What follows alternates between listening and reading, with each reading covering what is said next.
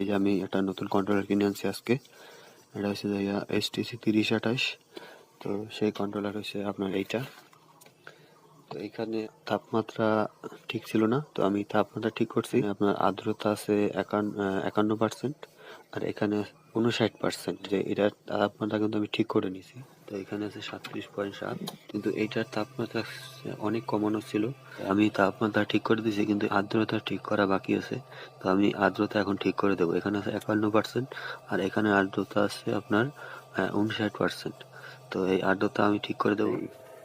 HTC 3028, এইটার তাপমাত্রা এবং আর্দ্রতা সেন্সর এইখানে রাখা আছে।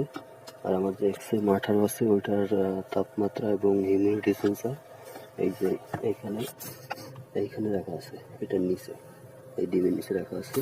তো আপনি যদি চান আমার কাছ থেকে ইনকিউবেটর তৈরি করতে এবং কন্ট্রোলার ক্যালিব্রেশন করে নিতে, তাহলে নিচে ডিসক্রিপশনে দেওয়া নাম্বারে ফোন